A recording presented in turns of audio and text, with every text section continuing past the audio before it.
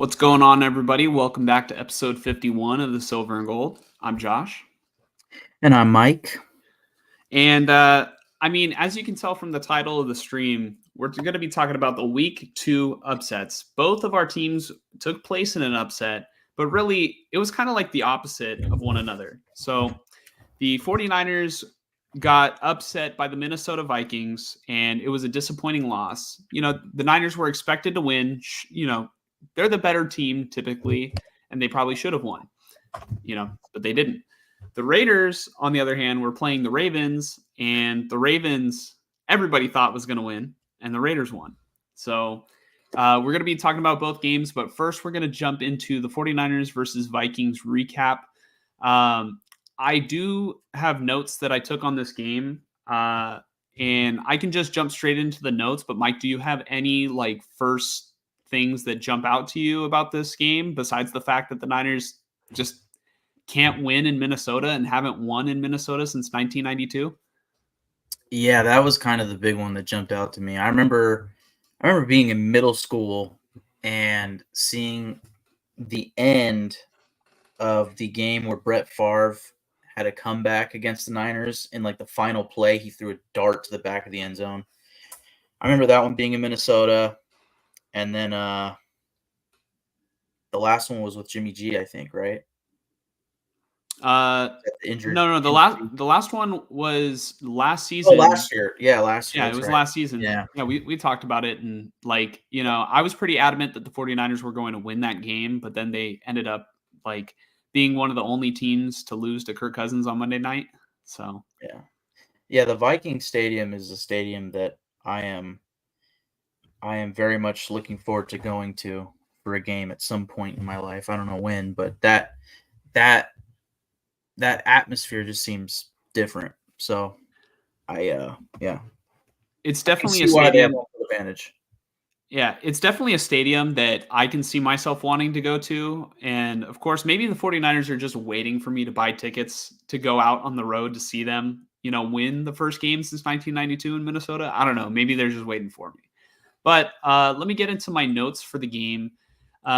So these are all the things that stood out to me. I'm not going to tell the entire story of the entire game in my notes, but the 49ers started out slow on offense, and I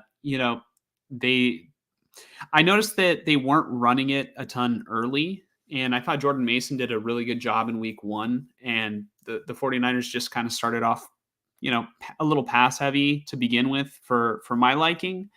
But another thing that was kind of huge early on in the game was Mitch Wishnowsky was punting the football, and the Vikings were able to block the punt, and dude, it's blocked.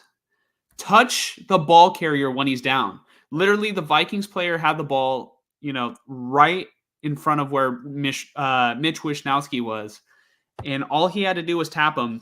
The dude gets up and runs for easily another 10 to 15 yards, and I'm just why? What's so hard about just touching him down? Instead, another teammate and even Mitch Wishnowsky had to run down the field in order to prevent a touchdown, and it's football 101. So I don't know. To me, that was just a really, really rough play. And then there was 4th and 3 in the second quarter, for the 49ers. And it was a great throw by Purdy, and it was a clutch catch by Juwan Jennings. I don't know how I felt about the decision to go for it, but it paid off. The 49ers drove down the field and didn't get any points. And a few plays later, so the Niners decided to go for it on 4th down, to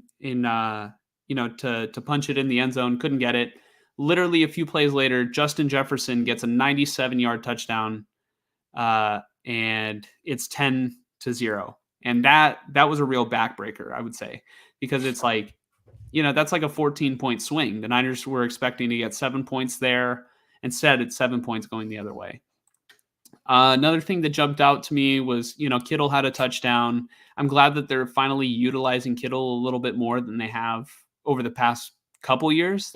I noticed Kittle's a little bit more involved this year, whereas in years past, he's kind of been like the complementary player and really more used as a blocker. And there was even a moment in the game that I'll talk about a little bit later that I have in my notes, but involving Kittle, but other stuff, man. Special teams was just a problem in this game for the 49ers. Cowing muffed a punt in the third quarter, and luckily Isaac Yadam picked up his teammate by recovering the muffed punt.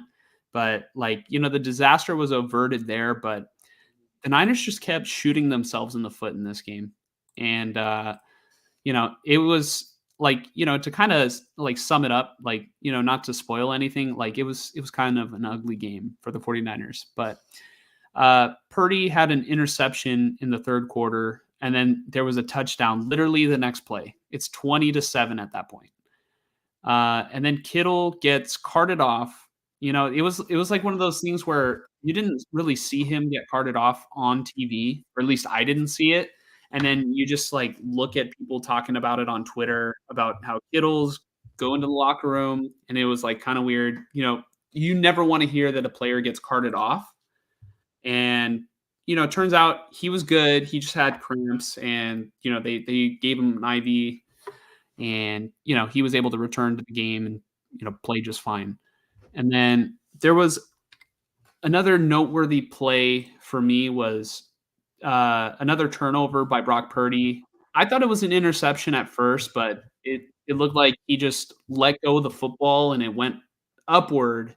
And so it was technically a fumble, but it was like a fumble interception. Not that those exist, but just to kind of paint the picture in your mind of what it looked like. And then the Niners defense was just getting gashed. They I don't know. They couldn't stop Aaron Jones. He was one of the players that I felt like going into this game, he didn't have as good of a game as he did in that NFC divisional round when he was on the Packers, but he definitely gave the 49ers run defense a lot of problems. And then Sam Darnold was just killing the 49ers yesterday. And that was something that I didn't anticipate going into the game. I thought maybe the Niners could take advantage of Sam Darnold being one of the stationary quarterbacks and, having Bosa, Leonard Floyd, Javon Hargrave collapse on him. So I thought that was going to be a matchup nightmare, which ended out. I guess Sam Darnold is faster than I remember, because Sam Darnold had huge. He had a 35-yard run, or I mean, maybe I'm exaggerating, but it felt like it felt Big like run. huge. Yeah, felt like a huge rush, and so the defense struggled, and then there was a play. Aaron Jones fumbled near the goal line, so the Vikings were going down the field, and Aaron Jones fumbles near the goal line at the end of the third quarter. It was recovered by San Francisco. Suddenly, the 49ers are back in the game, headed into the fourth quarter. The 49ers got a touchdown. It was Jordan Mason, finally, recommitting to Jordan Mason. And then there is a 3rd and long, and the Vikings convert a long pass in triple coverage to set them up in the red zone. After that, I have 49ers 2-minute drill. I really should have put what score it was and if the Vikings had scored there, but I feel like it was 17-20 or 17-23 probably, right? Yeah, well, yeah, it was 23-17 by the time the Mason touchdown. Might have been 23-14 at that point, because the Niners did end up kicking a field goal and then kicked an onside. So I think it was 23-14 because the final score was 23-17. Right. 49ers did run a 2-minute drill, and I had a couple notes on it. There was an offsides penalty. Oh, there was an offsides penalty. It was clear. The defensive end clearly jumped offsides. Purdy needs to take a shot down the field. It's a free play. Small plays over the middle are not going to get it done when you're behind. Why? I mean, maybe he just didn't see the defender coming from his blind side, like, already had a step, or maybe didn't want to rely and lose the game. But, quarterbacks like Aaron Rodgers have made a living. Like just last week, did that. Against There the was an Niners, yeah. offsides penalty, and Alan Lazard got the big touchdown last week against the 49ers. So, I would like to see Brock Purdy take a shot down the field with that play when you're down by 2 possessions. And then Debo got hurt. And we're going to talk about Debo. We're going to talk about Debo, I guess, kind of going into the Rams game, but there's bigger news on Debo that we will get into. And then there was a completion to Brandon Ayuk that should have been intercepted right before the 2-minute warning. It was like literally tipped off of a defender, and Ayuk somehow came away with it. And then Wishnowsky had another rough part this game where, I don't know, I was looking at, I was kind of questioning the ball placement because I have seen kickers place the ball on its side before when kicking an onside kick, but the way he had it angled, I mean, he's the professional and I'm not, but the onside kick was just bad. And, it didn't even travel 10 yards from what I could tell. And so it just gave the Niners no chance on that. So it just kind of like kept spinning. And, that was the ball game, 23-17. So it was really like an ugly game, I think, from San Francisco. And for whatever reason, they just cannot get it done in Minnesota. I think the Niners were the better team, but they got their asses kicked. The Vikings, they give them credit. They played a good game. And the 49ers looked like a team that, it's kind of like, do you remember in 2020 coming off the Super Bowl, coming off the Super Bowl season, the Niners had just lost the Super Bowl to the Chiefs. They go into week 1 and kind of get their asses kicked by the Cardinals. And then the next week they're like fine against the Jets, like looked like a Super Bowl contender again. Vaguely, yeah. So 2020 was a Super Bowl hangover season. I'm not saying that this will be a Super Bowl hangover season. I honestly it's one game. There were glaring issues that need to be addressed on defense and with Shanahan's play calling, especially early on, like commit to the run. But it's just one game. It's very early to really determine how this season is going to go. The 49ers are 500 as it currently speaks. They're 1-1. They're probably going to win next week. Unless the Debo Samuel injury, repeats itself from last year where they couldn't win a game without him. The 49ers in 2020, instead of losing week 1 this time around, they won week 1 against the Jets and then looked bad the following week. Is this going to be one of those inconsistent seasons for the 49ers? Too early to tell, but that's one that we will get the answer to as we progress along the season. That's the worry with the Super Bowl hangover. It's like a team can look really good one game, and then they'll just you can't even put your finger on like why they played that bad. And so now the 49ers are in a position right now where they're down McCaffrey, they're going to be down Debo, and they are going to be, playing against the Rams. But before we talk about the Rams game, Mike, do you have any final, things that you want to say about like the Vikings game, or, should 49er fans like myself be worried, going forward? Or do you think it's just one game? I think it's probably just one game. I mean, the optimistic side of everything is, well, in a couple of weeks, you'll have McCaffrey and Debo back. It's just a matter of can they stay healthy, and that's where probably the pessimism would come in. But, I'm personally, I think you probably already know this if you've watched here and there. Like, I'm a believer in Shanahan as far as, as a play caller. I just can't help but think that the Vikings probably had a good read on, the Niners not playbook, but designs and game plan, because uh, O'Connell, the head coach for the Vikings, is from that offensive, Shanahan scheme.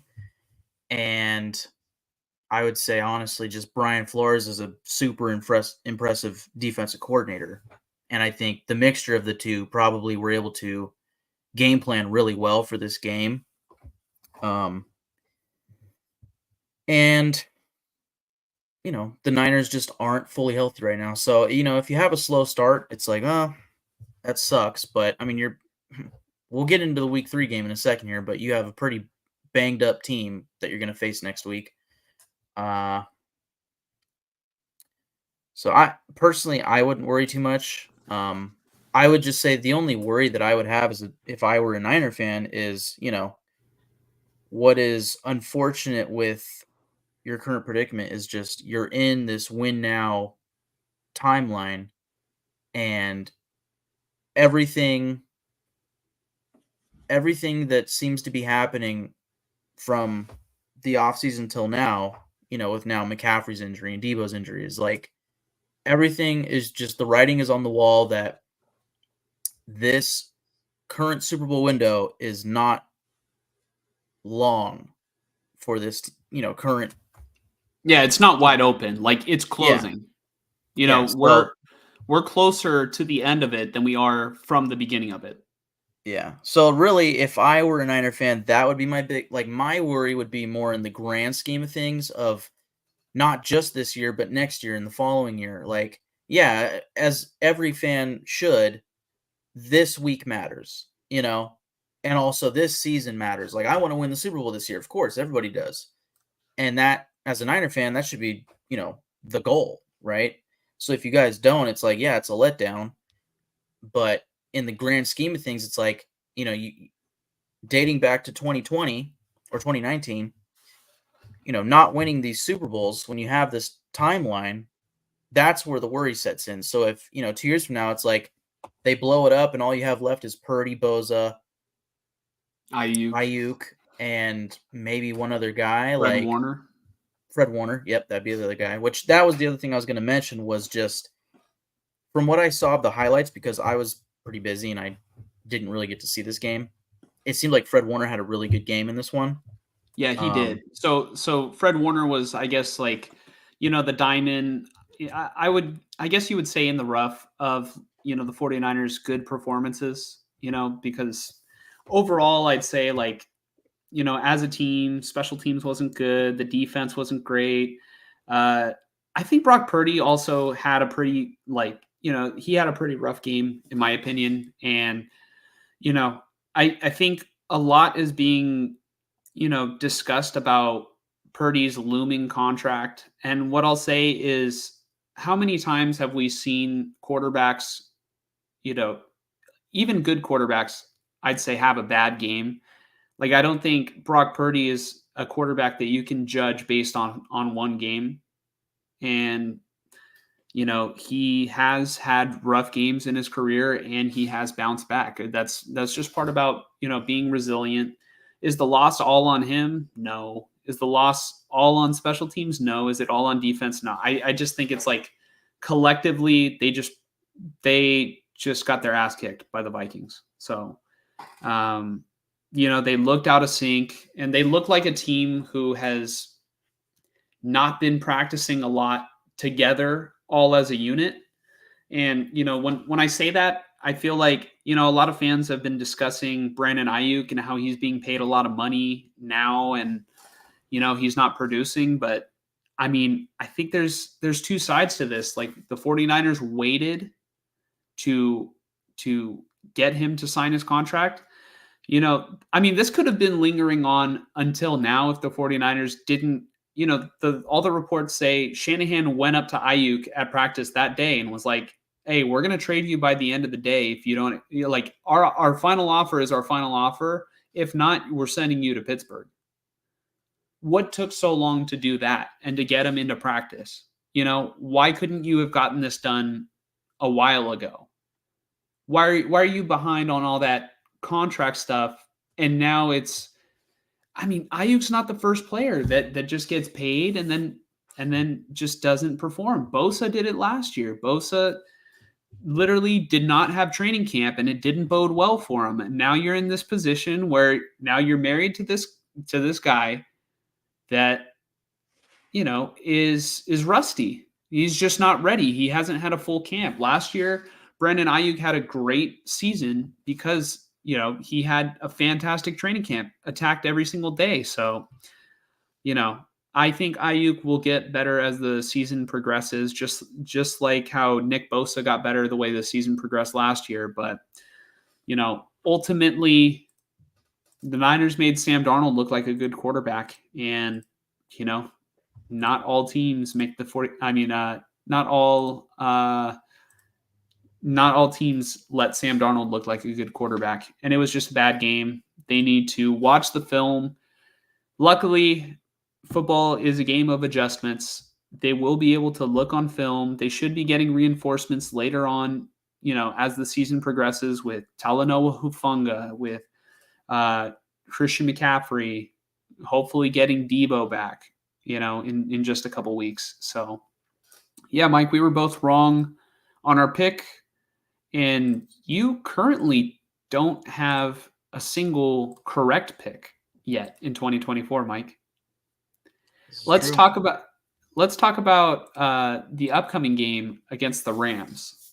What do you think, Mike? How do you think that this game is going to turn out? Both teams are very banged up at skill position, at their skill positions. Obviously with the Rams having Puka Nacua out, Cooper Kupp out, and the 49ers will be missing Debo and have been missing Christian McCaffrey. What do you think, Mike? Do you want to predict this one first, or you want me to just, keep going on? You can keep going on. I think the 49ers are going to – I think they're going to steamroll the Rams. And that's not to say that the 49ers are, just by far and away the best team in the NFL, but I think the Rams already – they're just a banged up football team. They're missing. I don't know if they're still missing 4 starting linemen, but I know over week 1 and 2 they were missing several starting offensive linemen, so they haven't been able to get the run going. And their passing game was literally this season supposed to be a funnel to Puka Nacua and Cooper Kupp. Now both of those players are out. All the linemen are out. They can't run the ball, and they're going to have to find who to pass to. Matt Stafford is still a good quarterback. So, I mean, for all I know, the Rams will just have somebody like a Tutu Atwell, like a Tyler Johnson, like a DeMarcus Robinson ready in the woodworks to just blindside the 49ers. And the 49ers typically like to lean on Debo Samuel in these games against the Rams. Debo has his best games, I think, against the Rams. And right now, Mike is kicking himself because, either something's going on in the Monday night game, which we both have off to the side here. This is like a cool little hangout session. Either something's going on there, or Mike is thinking about how he has Debo on his fantasy team, and he's not going to be getting the Debo versus Rams matchup this year, or at least this week. Is that part of it, Mike? That would be it. Yeah. And Mike is going to be playing against me this upcoming week, and he has already started the shit talk. But let's keep it focused on the 49ers Rams. The Rams will not be having Aaron Donald, who already doesn't make a huge impact against the 49ers. They will be having, Braden Fisk on their defensive line. He's not an exact one-to-one replacement for Aaron Donald. So I don't know. I like the 49ers in this game. I think they'll bounce back. And I just hope that beyond this game, they're able to keep the consistency going, or else if they're hot and they're cold, that's the Super Bowl hangover, dude. Yeah. I think the Super Bowl hangover would really show if, I don't know, for me, I think of the Eagles 2 seasons ago when it was just they were coming off a season where it's their offense was playing historically good, and then they come in the next season. It's just like their attitude seems different. Their offensive efficiency is just way down. Like, I don't exactly know if I would call this a Super Bowl hangover just because of like injuries. Like, I get if it's inconsistent, it feels like it, but like the whole McCaffrey thing is just a matter of bad luck, you know? And I will say it's interesting that he got paid right before this happened to him, you know? But that's another topic. Um, I just think from what I saw of like the Niners week 1, that's the interesting thing. We're going to get on the Raiders pretty soon here, but just like both teams, it felt like completely opposite teams. Niners and Raiders, like week 1, week 2. Not Niners versus Raiders, but like versus themselves. You know, it's like Raiders week 1, shit, garbage. Week 2, whoa. Niners week 1. Oh, they're still the best team in football besides maybe the Chiefs. Week 2, it's like, well, what the hell was that? You know, it's just I don't know.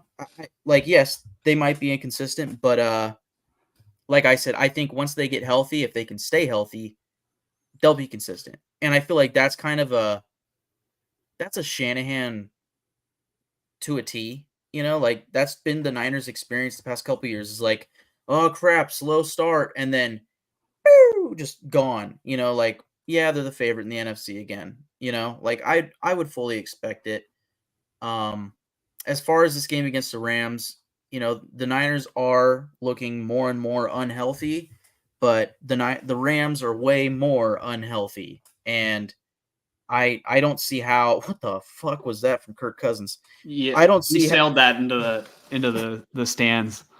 yeah, I don't see how the Niners lose this game. I think Stafford's great, but I don't think he's going to be able to just force feed some random wide receivers, you know, against this Niners team. I think the Niners will just run honestly, the Niners are just going to run Jordan Mason all over them. You know, they'll start getting Ayuk going.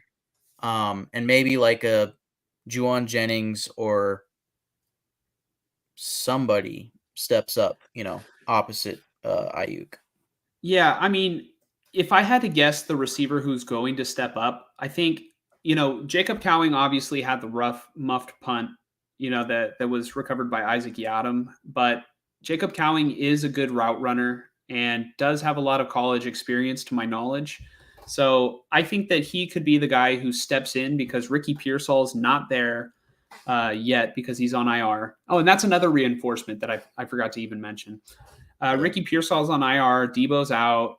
Ayuk's being worked back in, but I think I see this being another big Kittle game, and I see this being another attempt to try to get Ayuk going. It's been kind of consistently like Shanahan's been carving out 5 targets for Ayuk. It feels like. I'm hoping that he's like getting more and more into game shape because right now would be a great time for him to, to finally turn it on.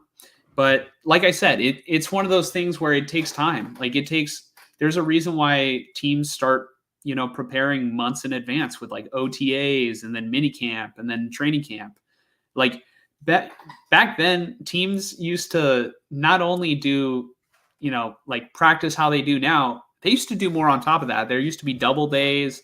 There was a whole lot more practice. And, it was, I think, better for the athletes, bodies to get used to football. Absolutely. Yeah. Yeah. That's what I literally that's what I was thinking like today or yesterday with this cup injury. And now, I mean, we mentioned we were going to get back into Debo, but Debo being out for multiple weeks now, it's like, oh man, I Tua's a different story, you know, obviously him with concussions, but as far as my fantasy team goes, with Tyreek Hill and Debo as my top 2 receivers, I'm feeling awesome right now. So, but as far as Tua goes, fantasy doesn't matter. I hope he's all good at the end of the day, and whatever decision he makes is the right one, hopefully. But yeah, these injuries this season suck. It's week 2. Week 2 is not even finished. We're halfway through Monday Night Football right now, and there are a lot of players that are injured, and a lot of these injuries were week 1 and week 2, and not the preseason and off season. So that makes me wonder if it's like, well, I know the NFLPA and whoever, probably their union worked towards this of like, let's make training camp a little easier on the players. Well, if it's too easy on the players, then when you get into game speed and it's like, receivers have to cut as hard as they can and shit like that, and all of a sudden their calf and their Achilles go out, it's like, well, that sucks. Yeah. No, 100%. And so I don't know if we'll ever see the return of those kind of days, in the NFL. I don't think so. I think it's going to progressively be less and less practice, but if they don't do something about it, they shouldn't be so shocked when all the star players are hurt by week 2. Like this is nothing new. And one of those players that I do want to bring up again is Deebo Samuel, because that is the big news coming out of today about Deebo and his calf. So I guess people kind of, if people have spoken to me about the Niners or have listened to this podcast, when the Niners drafted Ricky Pearsall, I thought for sure Ayuk was gone. And then I turned to Mike and I said, you know how ecstatic I would be if the 49ers keep, if they sign Ayuk and then trade Deebo. It's not because of Deebo the player. Like, it's partly because he can't beat man coverage consistently. Like Debo's kind of like, he is a more shifty running back, I would say, like with hands. Debo's a wide back. Like, he calls himself a wide back. And I don't think the running aspect, I don't think the 49ers are really capitalizing on that anymore, because I think teams have adjusted to it and they're not fooled by it anymore. So the main reason is because Deebo just can't stay on the field. And it's not Deebo's fault. Like, Deebo's style of play is great. It carried them in 2021. But I've been saying his style of play is not one that is going to it's not going to be sustainable over the course of a career. Your body is going to break down just naturally. The more physical you play, like that's just how it is. Like, I wish I could say, get better doctors and everything, but sometimes it's just science. The more wear and tear you put on your body, the more your body is going to break down. I mean, it's not even just science, it's common sense. So I don't know. I hope Deebo is able to prove me wrong, but that's part of the reason why I'm like, yeah, it's harder to replicate a skill set like Deebo than it is to replicate a skill set like Ayuk, but can he sustain it? That's the biggest question. But Mike, let's finally provide a prediction for a winner in this 49ers Rams matchup. You still have not picked a correct winner. So I'll give you first liberty. The pressure's on you, so you can't copy my answer. Yeah, no, it's easily the Niners here. I just think that the Rams are going to have a tough game, and the Niners need that get back game, get right game. I agree. I'm picking the 49ers. Also, the Rams just got their asses kicked by the Cardinals. So, I don't know. If people are picking the Rams, please let me know in the comments, what is propelling you to pick the Rams? I don't know. I'm looking at the upcoming. The Niners still have a lot of talent on defense, and they are a team that historically plays well against the Rams. So that's why I'm picking the 49ers. Yeah, I'm honestly just looking 2 weeks ahead from now, and I see the Cardinals at week 5, and I think that's going to be a very interesting game. That will be a very, very interesting game. And right now it's looking like it's going to be a tough game for the Niners. It's actually a big 4 weeks before the bye week. Cardinals, Seahawks, Chiefs, Cowboys. Yeah. Nice. That's going to be that's probably the roughest stretch on this schedule. Yeah. Anyways. Then afterwards, bye week. Yeah. I mean, we're looking too far ahead, but I mean, the Niners schedule just looks harder and harder every day. So, hopefully the 49ers can be a winning team by the time they play the Dolphins, because the Dolphins don't do good against winning teams. But I'm picking the 49ers. We're locking it in. If anything changes, Mike will let me know before game time, and it'll be valid. But Mike would be a madman to switch his pick.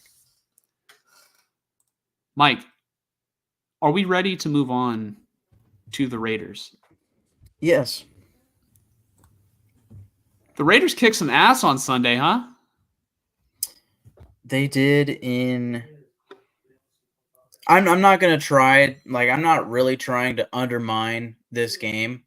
I was just my initial reaction to what you just said was they did in the fourth quarter. Because defensively they kicked ass. They really did. There were a couple drives where the Ravens were able to really drive on them. Run on them, get down the field.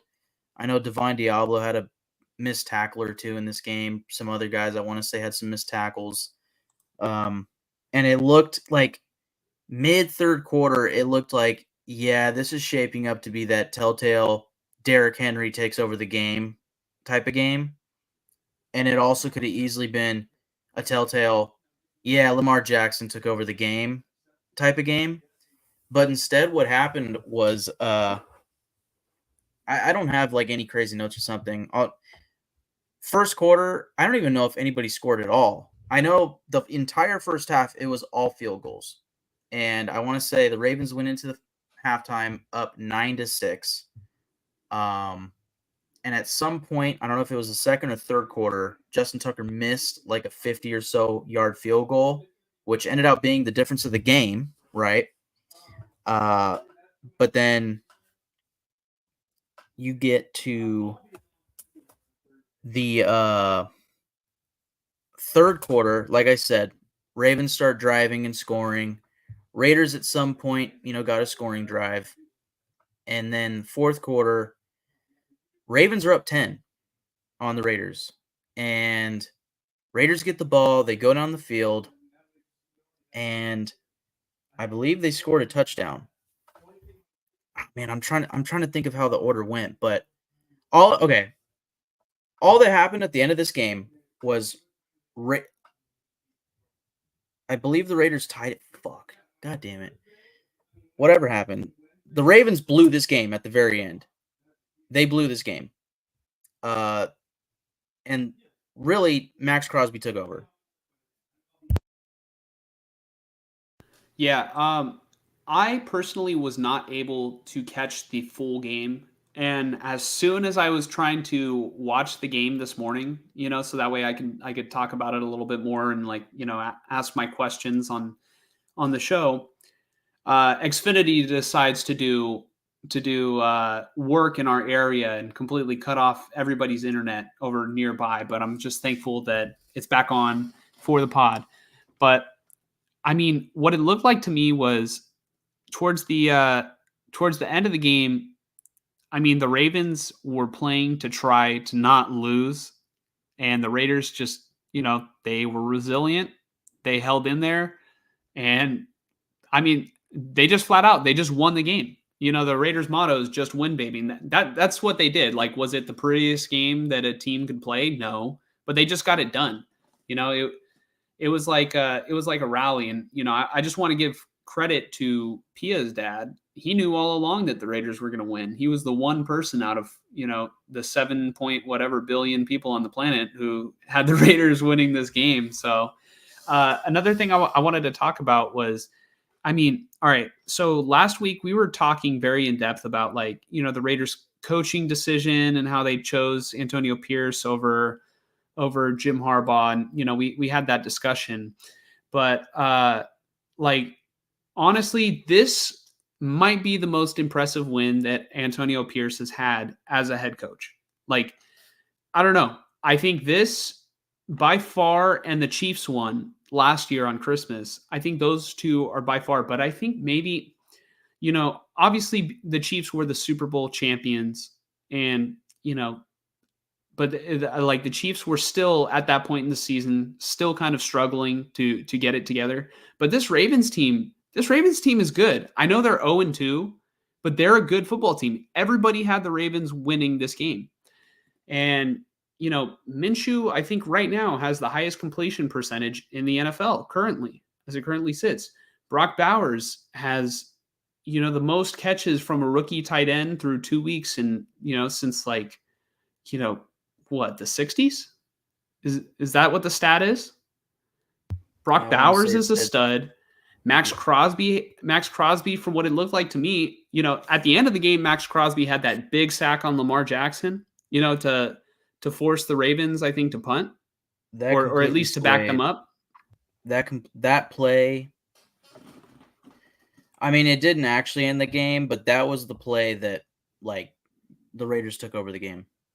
And like, I did a pretty bad job of summarizing earlier, but really early on in this game, it was pretty clear that Max Crosby was taking over this game. Like, at halftime, he had a sack, 2 tackles for loss, a pass deflection, and I don't know if it was first half or second half, but Gardner Minshew threw an interception, and on the broadcast, like, the cameras cut to Crosby, like, catching Minshew and, pulling him aside and, like pounding on his chest and telling him something like this.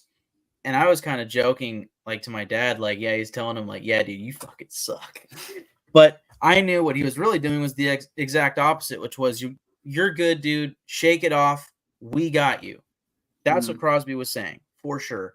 And he was not wrong, because Minshew showed up in the second half of this game, especially in the fourth quarter, just dishing.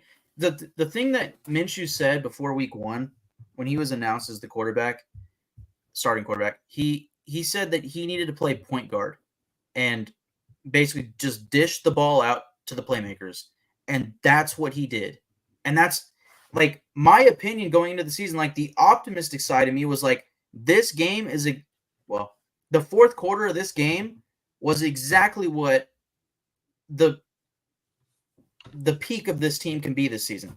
Of, they can match up with anybody, they can beat anybody, and if you just can get the ball to the playmakers, you can win these games. And they proved it.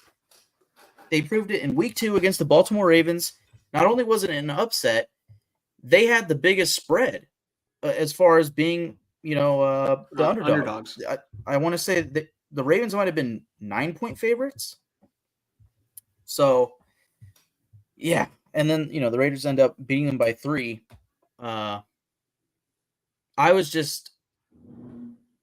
It is way too early to say this, but this is a game that people can look back on and say, yep, that's why Max Crosby won Defensive Player of the Year. Like, I fully think that this game was an absolute statement game. Not that he needed to make a statement, but just, if you watch the game all the way through, Max Crosby owned the Ravens in this game. And he, not only did he own the Ravens, he owned the Raiders in this game. Like, pulling Minshew aside as he was going onto the field and just telling him, hey, we're good. We got you, bro. We're going to get you that ball back. Like, Crosby, his leadership is insane. Yeah, no, I mean, that's exactly what he was. He was a leader. I mean, Max Crosby has been a leader. And, Max Crosby is one of those players who is very vocal about wanting Antonio Pierce this offseason. And then, all right, so let's rewind a week. We're talking about, the loss to Jim Harbaugh and, like, how the Raiders, kind of look bad. Now, how are we looking at the Raiders? And I was one of those people, who was, on the Harbaugh side. I'm not going to act like I wasn't on that side. But 1 week later, and the Raiders have this impressive win. How are we looking at Antonio Pierce? I see it as, all right, this is a legit team that they beat. And the Raiders, they have been in every single game that they played since Antonio Pierce has been a head coach. Have the Raiders been blown out since AP has been a head coach? Honestly, the worst may have been last week against the Chargers, and really, they were in that game. They were in that game. Yeah, were in it. I think the final score is not telling of what that game was, because what ended up happening was Minshew had that weird. Khalil Mack forced sack or whatever you would call it, where Minshew kind of got deflected and it got intercepted, and then they Mhm. went down and scored another touchdown. I want to say so. Regardless, like they were in that game as a one-score game the entire way. It was just the turnovers. It wasn't like the coaching ruined the game. I mean, I know a lot of people have the opinion on the 4th-and-1 decision, but I there's no need to talk about that. It's just it's about the turnovers. And in this game, I'm trying to think, I think Lamar did get intercepted. Actually, this is one funny thing to talk about.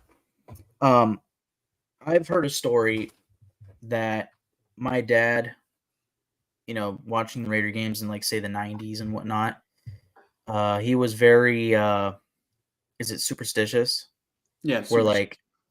like you think like, oh, if I hold my water a certain way, the Raiders will win, But if I hold the water like this, then they'll lose. Something like that, right? Yeah. So what I have heard was that my dad, if the Raiders were losing at halftime, he would go out and he would wash his car. And sometimes it would work. And they would win the game. So maybe a year or two ago, the Raiders were in a game that was very important.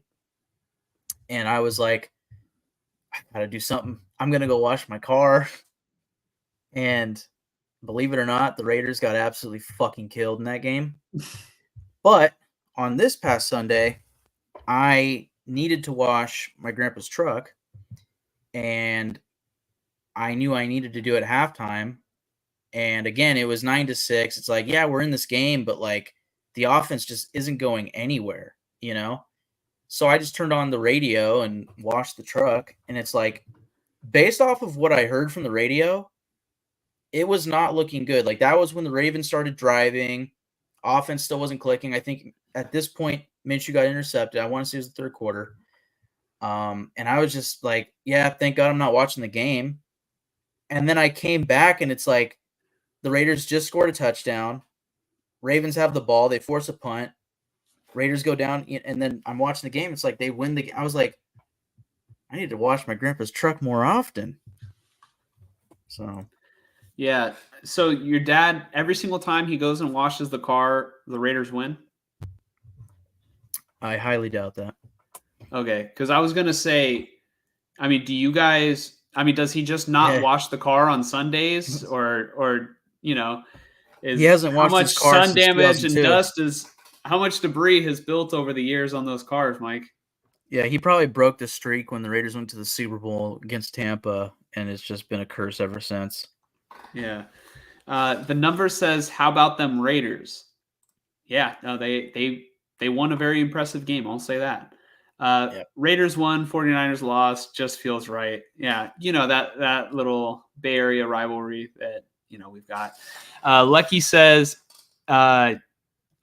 yeah, the Ravens game had me on edge. Bowers and Devontae Adams got it going for us in the fourth quarter. Yeah, no, I mean we all know who Devontae Adams is. Like he is no secret. He's probably the best playmaker that the Raiders have on offense and that have had on offense in a long time. But man, Brock Bowers, like we talked about how they didn't draft a player of need, and they took the best player available. Brock Bowers right now is looking like the best tight end in football through 2 weeks. Through 2 weeks. Yeah. He's Aside reminiscent from maybe of George Kittle. Yeah. Yeah, I Like mean, they both look pretty good.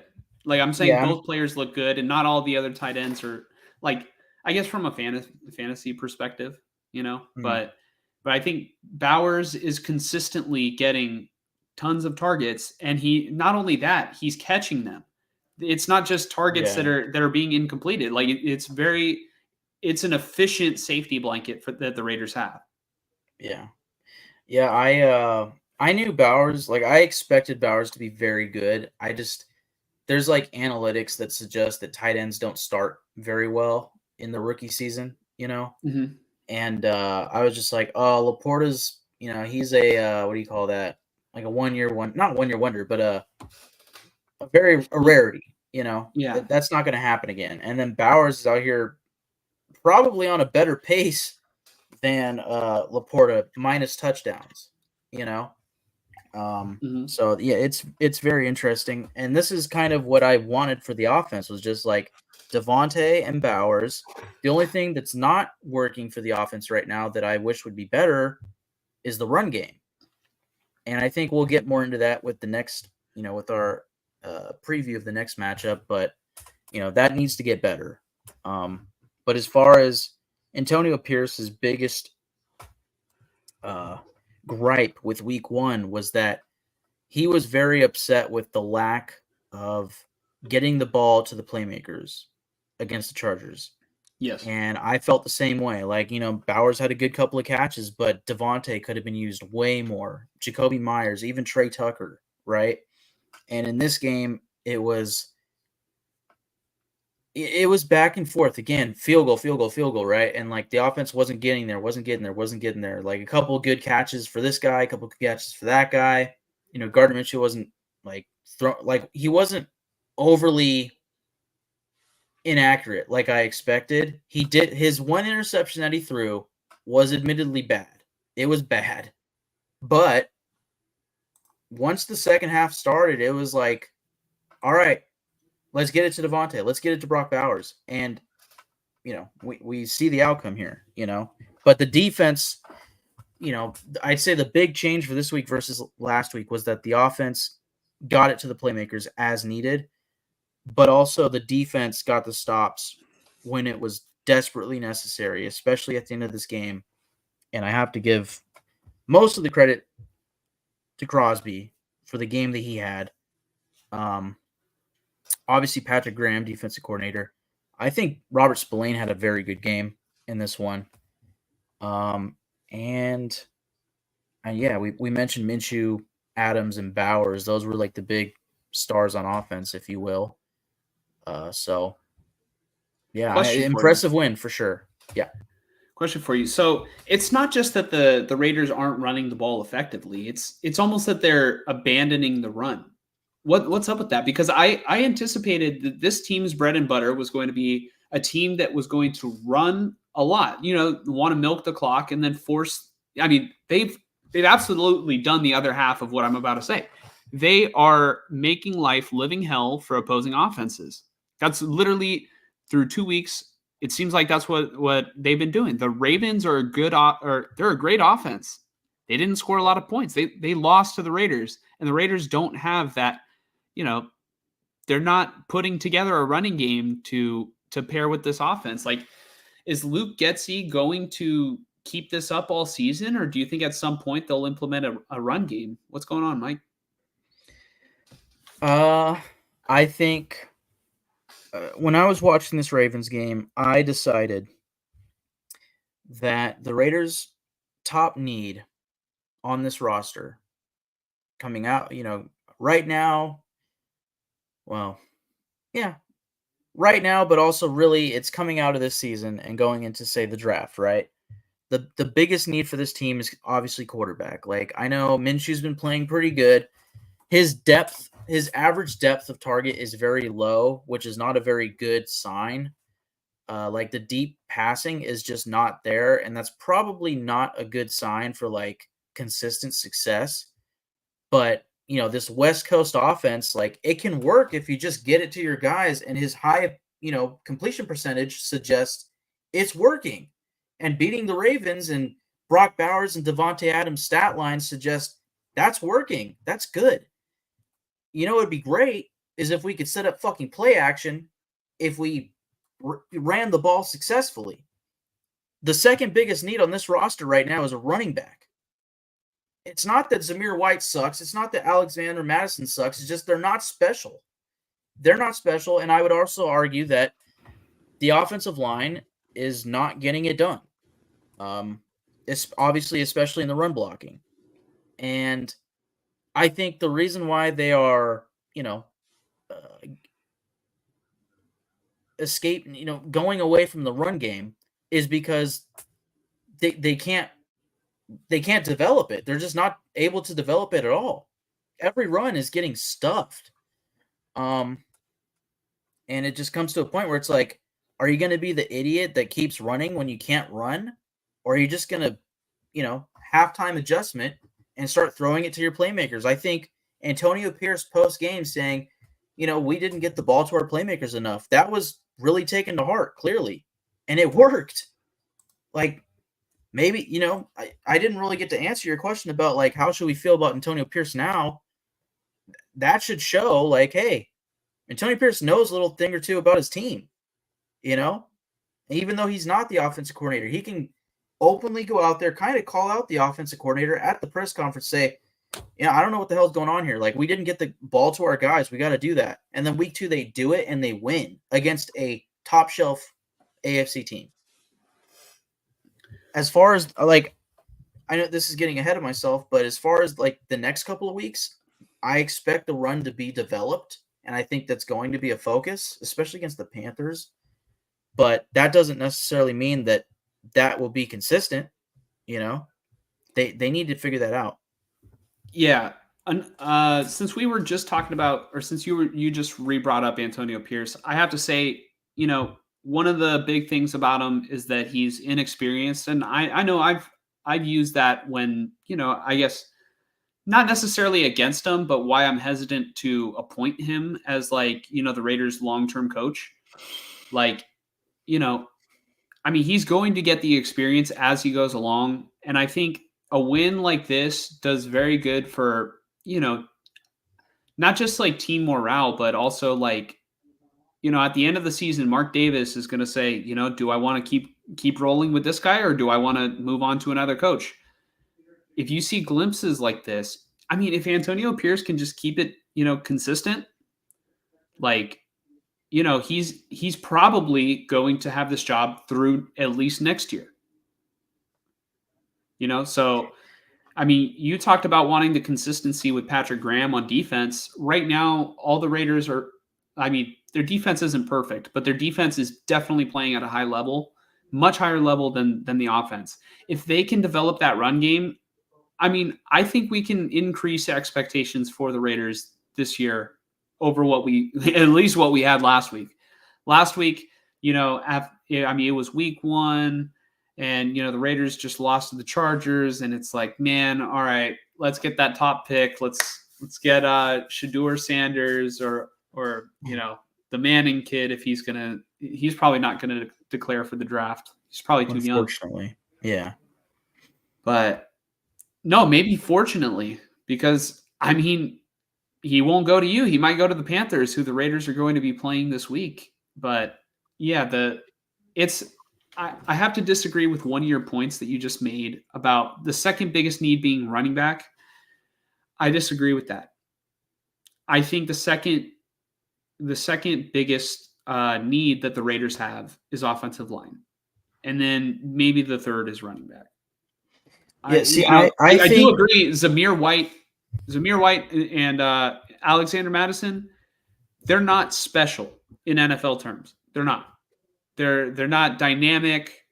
They kind of each have their own skill set, but they're not necessarily like a top tier running. They're nowhere near a top tier running back. But I do think you don't need that to have a good rushing attack. I think you can have a decent running game, as long as the offensive line is able to block their assignments and the running backs can at least hit the holes. Yeah, I think on the offensive line, my thing is, I said in the group chat earlier, I don't think they have a glaring need right now on offensive line. I think that they just have injuries on the offensive line, and they're, like, masking it well. Yeah. Because the guy who was penciled in as the obvious starter this year at left guard has not touched the football, in training, really, since training camp. And that's Jackson Powers-Johnson. And, the point I was going to make, not regarding the offensive line, but really regarding the, getting the run game to get better, is right now, Colt Miller does not seem like he's fully healthy. He seems like a guy who is coming off of a torn rotator cuff surgery, who spent the entire training camp out until the final week, before the season started. Yeah. And then they're playing, the offensive line is playing like they have a backup at left guard, because they do. For some reason, it seems, from what I've seen of the stats, that Andre James is struggling a little bit. And I think the other thing to consider is that this offense did have a complete scheme change. So the guys like Colton Miller and Andre James, Devontae Smith just dropped a would-be second touchdown on the game. Or he didn't drop it; it was deflected, but still. You add on the scheme change for the offensive line, and that could also explain why it's not so cohesive right now. Because you also have returning starters in Dylan Parham and Thayer Munford on the right side. And, they haven't exactly been 100% either as far as, consistency goes. And I want to say Parham was the starting left guard last year, so he switched sides. And then Thayer Munford, it was a 7th-round pick last year, so it's not like he's a seasoned veteran, So I think my opinion is just we need the guards to be communicating, the starting guards to be communicating with the starting right tackles and developing, the consistency and that camaraderie between, when I say starting left guard, I mean Jackson Powers-Johnson. I need to see Colton Miller at 100% and Jackson Powers-Johnson developing that camaraderie on the left side of the line. I need Dylan Parham and whoever the starting right tackle is to be developing their camaraderie. Because if Thayer Munford is a guy who keeps struggling and gets benched for DJ Glaze, I want DJ Glaze out there. I want him to start getting those reps because he's not getting reps on the sideline. I'm rooting for Thayer Munford to be good, but from what I saw in the preseason, DJ Glaze is not far off from being the starting right tackle. So I guess my point here is simply both for fixing the run game and as far as one of the biggest needs on the team, I think the needs are somewhat filled. It's just, can we get the right guy on the field? Can these guys be healthy? Can they mesh together and develop their camaraderie in this brand new offensive scheme? It's going to take a little while. So do I think it's the biggest need? No, not really at all. If Colton Miller has an entire, his season is entirely bad because he gave up 3 sacks this week, against the Ravens. Last week he gave up 2 to Khalil Mack.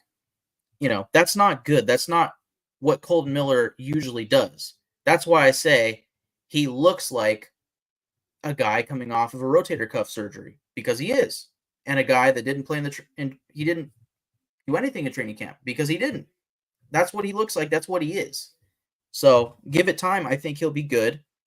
Give it time. I think Jackson Powers will start this season. Give it time. I think Andre James will, come along better to this offensive scheme.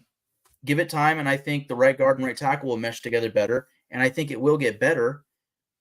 I just wonder if – I think Zamir White is good. I think he's a good downhill power back, It's just he's not explosive, and he doesn't have anything special to him. That's why I say running back is a big need.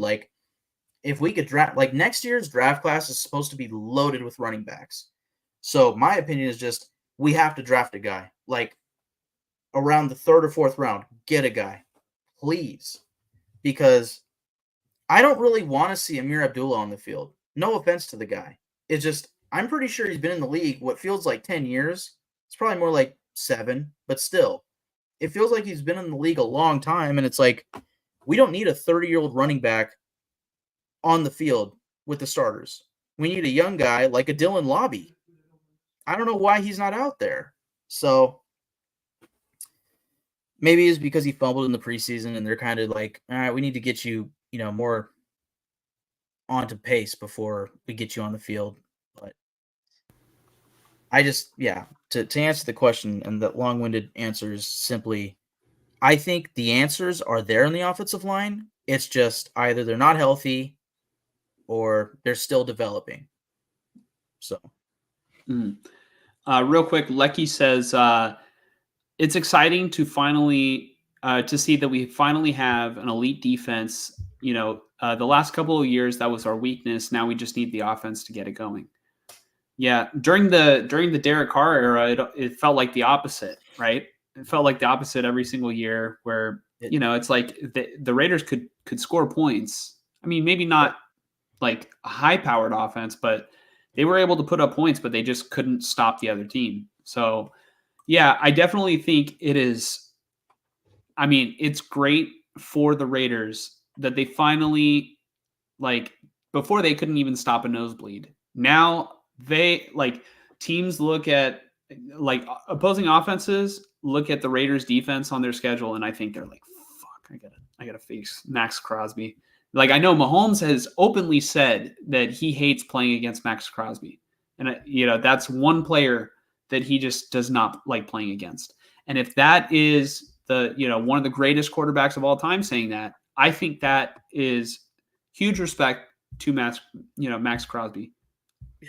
Big props. I'll make one final point on this topic, and then we can move on to the upcoming matchup.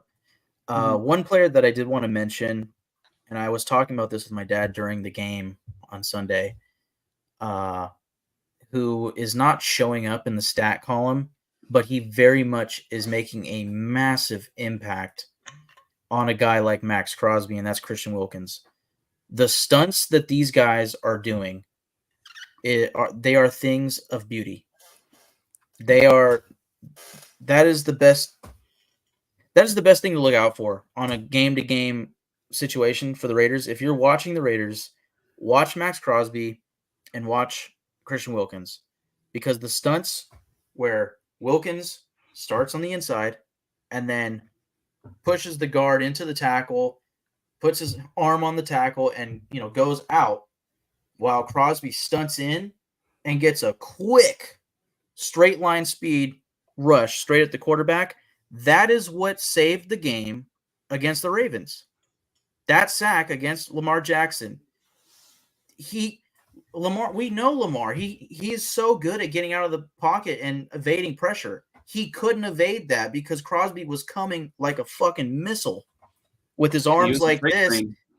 Yeah, dude, his wingspans and just those stunts are unstoppable, damn near. And that is why I have said ever since Khalil Mack was on this team, they need to get a dynamic defensive tackle to pair with this dynamic defensive end, because then you can really make a fucking difference on defense. So, yeah, once they get that quarterback in there and hopefully a dynamic running back, you're going to have that elite defense, and now you're going to have, some excitement on offense to go with the Brock Bowers and hopefully Devontae Adams still. And suddenly, like, if they were to magically get the next CJ Stroud in the draft and the next Bijan Robinson, which that's very, both of those are very far-fetched.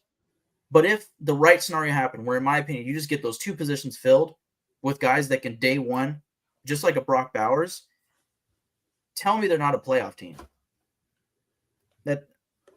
Well, I mean, those are big ifs, to get a Absolutely. CJ Stroud, to get a Bijan Robinson. Like, both of those are like top of the game. So, like, I mean, in order to get that, like, you got to draft well. Yeah, and then also you got to be in position to be able to select the right guy. It's almost like you got to get a little bit lucky, and we'll see what the Raiders' long-term solution is. So I think we're ready to sort of recap what happened with our picks, and then we can pick a winner for the final week. There's not really much to be said for the Panthers game. But we were both wrong. The Ravens lost, and Mike owes Pia's dad a bottle of 1800 margarita mix. Yeah. Yes, fair bet there. Yes, yeah, indeed. Fair bet. Mike bet against his own team. I mean, come on, Mike. Who just got that touchdown right now? Is that Darnell Mooney? I did not see. It is Darnell Mooney, 42-yard receiving touchdown. And I almost decided to pick up Jahan Dotson, so Enrique couldn't start him, which would have left him with Darnell Mooney, which that would have hurt. So yeah, it's funny because Yeah, that's a whole other thing. Yeah. I don't know what the hell. Yeah, whatever. Who cares? Anyways, yeah. I just my mentality with the bet was simply, well, if I'm gonna be sad during the Raider game, at least I can win a 6-pack of beer. And if the Raiders somehow win, you know, It I only don't mind. costed. Yeah, I don't mind coughing up the money for a margarita mix. Yeah. So All right. So we both picked Ravens. We were wrong. Mike, I just have to point out, still has no correct picks. He's 0 for 4 right now. I at least have 2 correct picks. I'm 2 for 4. So, just so everybody knows, don't listen to Mike. Listen to Josh over here. All right, Mike, let's go ahead and talk a little bit about the Raiders versus Panthers game. I don't think there's much to say. The Panthers are a mess. They just benched Bryce Young in favor of yeah, Andy Dalton. So maybe their passing game might be a little bit better, yeah, but I don't think that offense is not going to do anything against the Raiders defense. they shouldn't. And I kind of mentioned in the recap for the Ravens game, this needs to be the game where the Raiders focus on developing the run and figuring the run game out. And if like you would expect them to do that against the Panthers, it's just a matter of can that help with future games. Not that they should be going into this game thinking about future games, but just develop the run. Get that going. Yeah, I mean this is pretty simple. I'm definitely picking the Panthers to beat the Raiders. There's no doubt in my mind it's gonna happen. I'm going on fucking 6. I'm just kidding. No, the Raiders will win this game unless Andy No take Dalton backs. has some No magic in take him. backs. Yeah, no, unless Andy Dalton has some magic in him, which I don't expect. It feels like Andy Dalton has been in the league 2 years too long or something. Um, I don't know, but here we are. We're gonna face Andy Dalton. The Panthers will probably be like slightly better than they were with Bryce Young, but they lost Derek Brown week 1, their best defensive player, and that's reason alone, their defensive tackle, reason alone to believe Zamir White will have a great game against the Panthers. Potentially Alexander Madison too. Like this should be the telltale, just run the rock and kill this game, just own the line of scrimmage and all of that. Like this should be fun. And the fact like coming into the season, it was like, all right, we need to win week 1 against the Chargers because Ravens, that's going to be tough. And then, you have some favorable matchups the next 3 weeks. Panthers, Browns, Broncos. Like that Browns game is a pretty, it's a question mark, but Panthers and Broncos are arguably the 2 worst teams in football right now. Are we surprised that the Raiders going into week 3 are 1-1? At the beginning of the season, if you would have said going into week 3 they're 1-1, would you have been surprised? No, because that's what I kind of expected. Yep. I was expecting Chargers win, Raiders win against the Chargers, and then lose against the Ravens. Like, not that I was hoping for 1-1, but that's what they needed to look at this season in the optimistic, we can make the playoffs view. You needed to be 1-1 coming out of that game. Now you got the Panthers, you can be 2-1, hopefully. Like, knock on wood. I don't want to jinx anything, but then Browns, beatable. Broncos, very beatable. Like, suddenly, they might be 4-1 team going into week 6 versus the Steelers. And then depending on how the Rams injuries are going, you got them the following week. And then you got the tougher matchups with like Chiefs, Bengals, whatever. But I don't want to get too ahead of myself. But right now, being 1-1 post Ravens game feels really good. A week ago, I was saying, yeah, man, let's get that first pick. And that's probably still the best for the future of this team. But yeah, I for the fact, like for Antonio Pierce and this being a big game for Antonio Pierce and whatnot, it would be nice for them to go on a playoff run, So like at the end of the day, the Raider fan in me, that's what I want. So hopefully that's what we get. I think best for the future of this team, I think for the Raiders is to keep winning games. Like I think for them is to make the playoffs, because if you have a head coach that you know can go to the playoffs and the players are bought in, I think that's worth more than a first overall pick. You know, because you could get a Bryce Young. You know, like if there was like a guy who is just far and beyond, the best prospect, and it's like this guy is going to be, the best. I still don't know if it's a sure thing. You were pretty adamant about CJ Stroud a couple years ago, but CJ Stroud is not in this draft anymore. And let's look. Bryce Young was the first pick in that draft. Caleb Williams didn't look good last night. Hasn't looked good so far in the NFL. Like, give me a head coach who knows what he's doing over the first pick. Now, if you said, give me a head coach who knows what he's doing versus Joe Montana, unless it's Bill Walsh or like a Hall of Fame coach, right? Like a great coach, then I would take the quarterback in that instance. But it's like, yeah, give me prime Mahomes over a great coach. Give me prime Mahomes. So I'd say you have a better chance of winning the Super Bowl with great coaching than you do the first overall pick, if that makes sense. Yeah. I just think, at the end of the day, the Raiders can trade up if they need to. It's just, it takes two to tango in that scenario. And last year, I believe they were trying to trade up and they couldn't because teams like the Redskins, Commanders didn't want to, and that makes sense. You do have to get a little lucky, like you mentioned, as far as like the prospects being there on the board when you have the opportunity to pick them.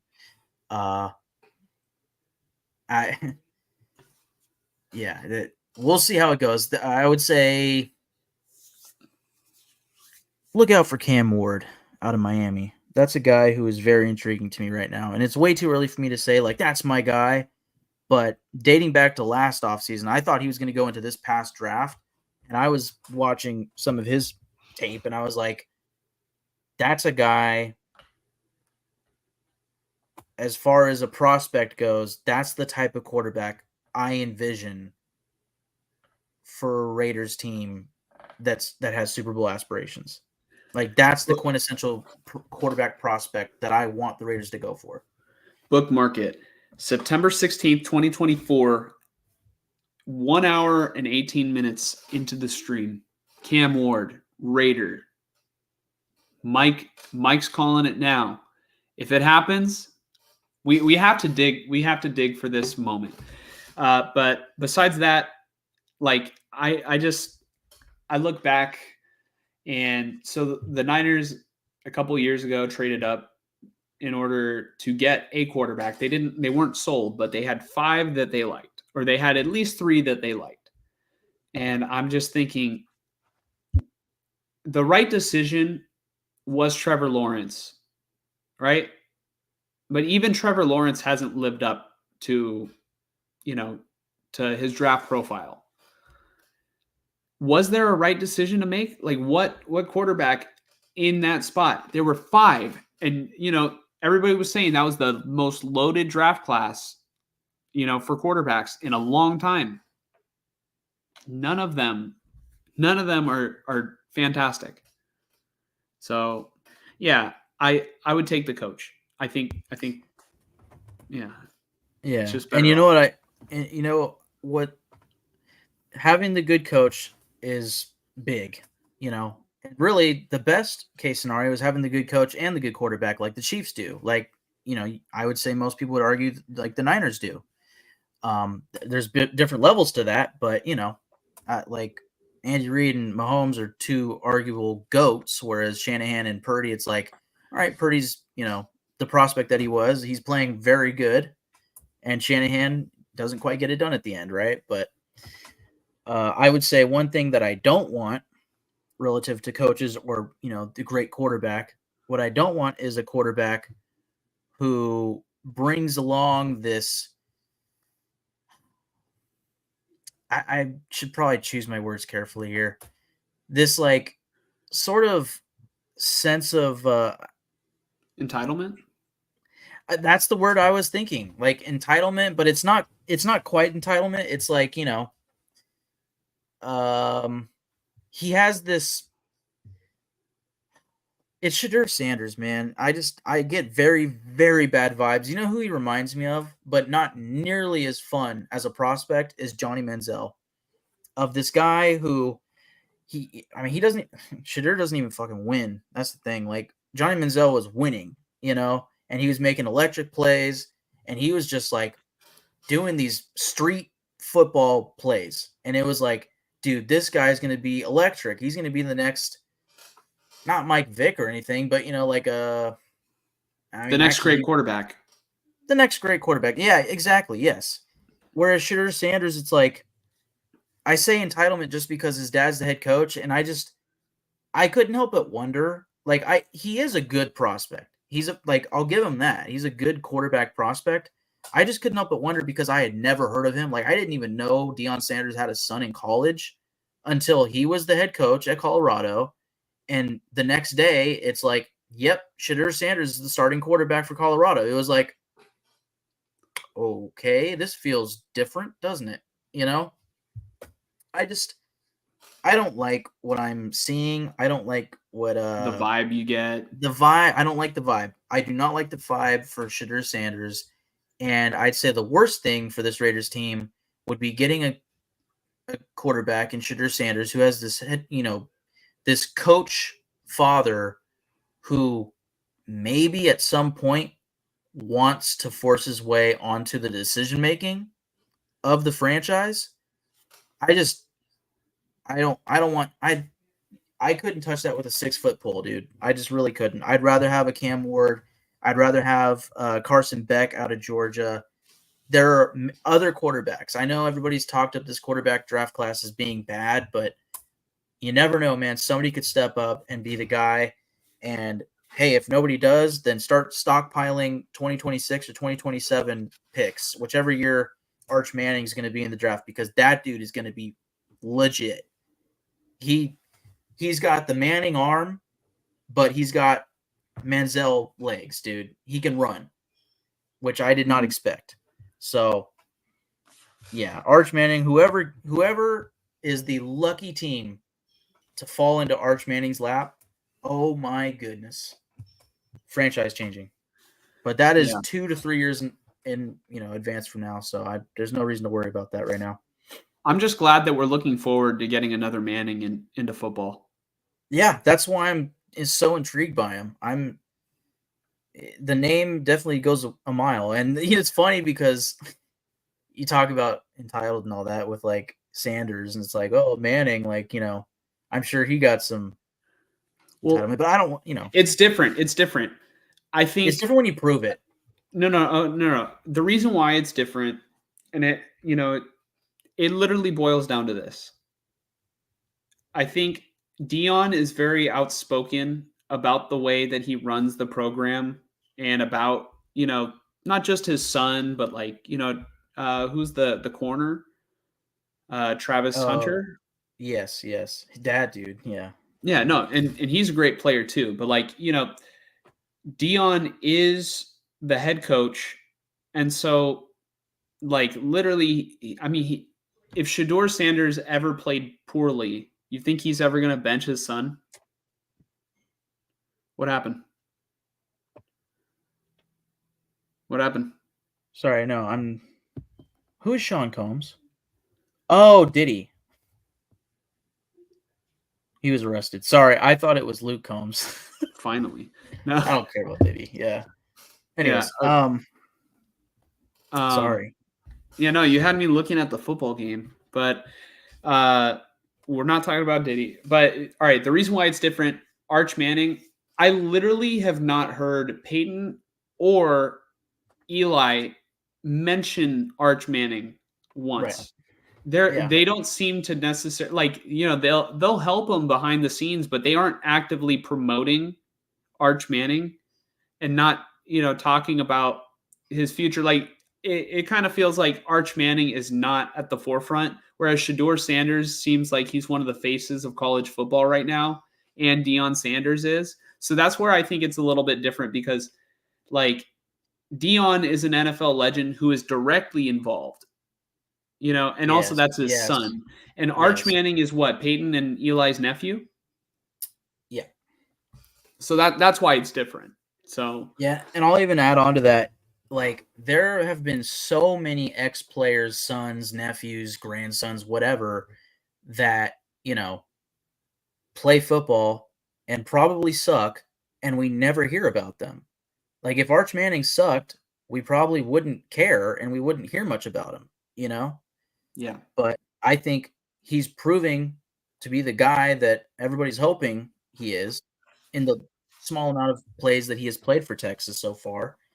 And that is very exciting. Whereas, uh, I don't know how I feel yet about Shadur Sanders on a complete, you know, all around look at it. It's just, if he's going to come with baggage, I'd just rather go for a guy like a Cam Ward who's like a similar, if not better, prospect. Whereas everybody's mocking Shadur Sanders to go top 10, and it's like, are we sure about that yet? That seems very premature. So, One last thing, just to wrap up, because we still are technically on the segment of Raiders versus Panthers. I think that the Raiders are going to win convincingly.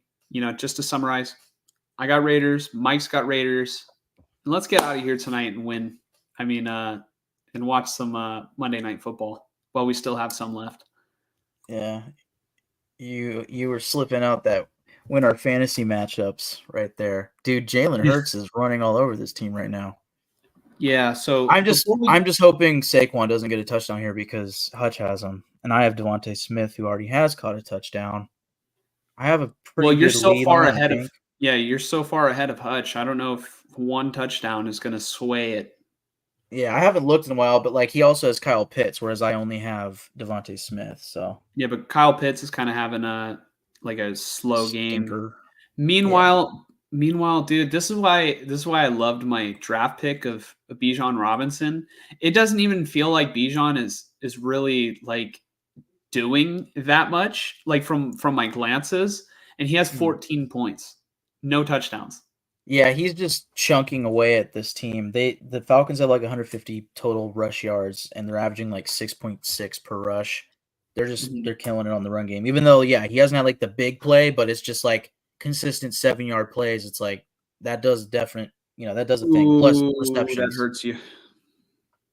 But a pass to it's fine. I'm I'm not going to talk about the league right now. I'll probably text you after this, but I have something on my mind. Yeah. I have something on my mind too. Snitch. Well, that's where I was kind of going, is on the opposite end of that. It's like you have to know what you're doing, dude. That's just, if you get a free win, it looks like you're probably going to. I'm assuming you're going to get a free win because he didn't start. Ooh, he might be down. All right, everyone. Thank you so much for tuning in. Got here. This is the end of episode 51. Tune in next week. We'll see if we got our picks right. And he's down. He didn't get in. He's down. He didn't make it. Give me that Jalen Hurts rushing touchdown. This is going to be a tush push, right? All right, everyone. Give it to me. Enjoy the last bit of fun of Monday Night Football. We got 7 minutes and 3 seconds left on the clock. All right. Peace out, everyone. Mike, any last words? Go Raiders. Let's go kill the Panthers and have fun next weekend. Go Niners.